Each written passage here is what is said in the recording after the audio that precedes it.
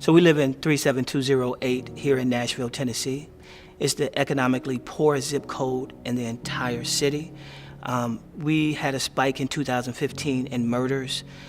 It went up over 20. It went up to like 67 murders.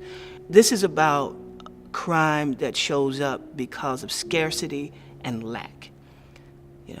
And people are trying to live and to eat, and they have airtight conditions.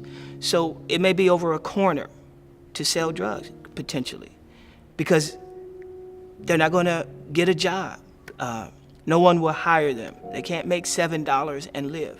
When I looked around and saw what was happening in this community over the last few years, my prayer was for some impact that the church could make in this community. That had been my prayer. Lord, have you forgotten us? Look where we are. We're crying out, and we need your help in this community. This community I grew up in, and I have seen a lot of violence in this community. I've seen a lot of good out of this community also. And I was lost out here in the streets. These guys range from 28, I think, up. The core of them are in their 40s. But men wanting to change in their life. And I was that man once. And I know where they are, because it's never too late. Well, many of the guys that make up the group, some of them have former felony convictions. Some have former addiction, chemical addiction things. And so the church has been very judgmental to these folks. And we say, you are us and we are you. Well, because you can come as you are.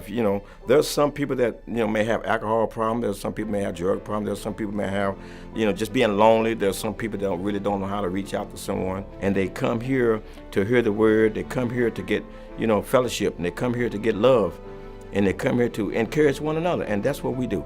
We encourage one another. And that's the thing that keeps me coming back. And the first time I came down, they were meeting in the pastor's study. And I had a chance to go in and hear the stories for the men. And I was hooked at that time because I thought that there was something going on that I really wanted to be a part of. They seemed to get something out of it. There's a charge that I sense from them. I was in prison at CCA. I got out, did a year out there, got out, so I needed some support. And I went to him, and he told me about Brothers Keeper, and I went to the Brothers Keeper thing, and the next thing you know, I got a lot of support, and I've been doing the right thing ever since. Jesus, he's always been there with me. I just got away from him. It changed my life dramatic, I'm spiritual now, I'm more happy. I feel loved, I got my respect back. Honor and trust and all that, A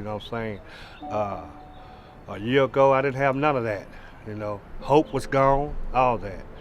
So I have all that back, So I wouldn't get it up for nothing in the world.